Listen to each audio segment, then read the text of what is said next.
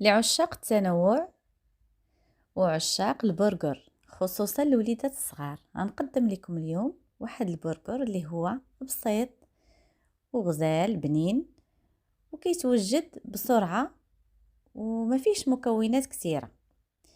اذا غادي ناخدو طريفة ديال المطيشة، طريفة ديال الخس، ورقة ديال الخس، وطريفة ديال البصلة، وعندي واحد المربعات ديال الجبن اللي هو الشيدار، وعندي الخبيز ديال البرجر، اما كتوجديه واما كتشريه يعني جاهز. وعندي لاصوص باش كنخدم ولا الغارنيتور باش كنخدم اللي فيها بصيله مقطعه، الكورنيشون مقطع رقيق، والمايونيز والكيتشوب فقط. عندي واحد العويده للتزيين كما كيظهر لكم في الصوره، وعندي واحد الكميه ديال الكفته. هذيك الكفته كندير ليها توابل اللي هي بسيطه، شويه ديال الابزار، شويه الملحه، وشويه ديال التحميره، وبصيله مقطعه. صافي كنشرملها مزيان وكنخدم بها. كناخذ الكفته كنديرها على شكل اقراص، كنوضعها في واحد الساكل في المقيله، وكنخليها كطيب على المهل. كنغطيها وكنخليها طيب من الجهتين.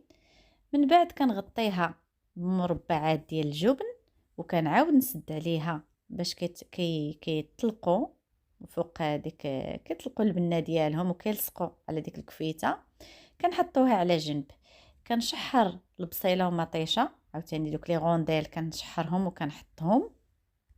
من بعد كناخذ طريفات ديال الخبز كنقسمهم على جوج، وكنديرهم كيتقرياو شي شويه، وكنحطهم. كنحط الجهه اللي كتكون لتحت كنحط فوقها الخس لا غارنيتور اللي عندي، وكندير فوقهم البصله ومطيشه مشحرين، وداك القرص ديال الكفته اللي فوق الجبن.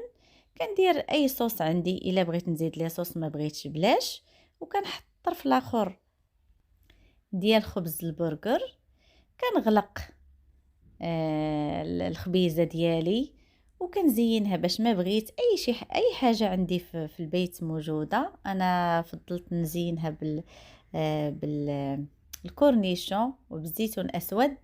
نتوما غديروا اي حاجه عندكم موجوده وكتحطوه بالصحه والراحه، راه كيجي غزال.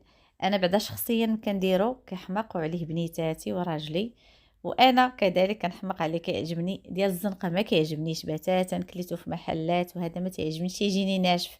هذا صدقوني تيجي زوين، وتجي ديك العضه ديالو ملي كتعضي تبارك الله كتجي يعني داكشي مهبر وما شاء الله. بلا ما نقول لكم ملي غتجربوه غادي تشكروني. وبصحه والراحه.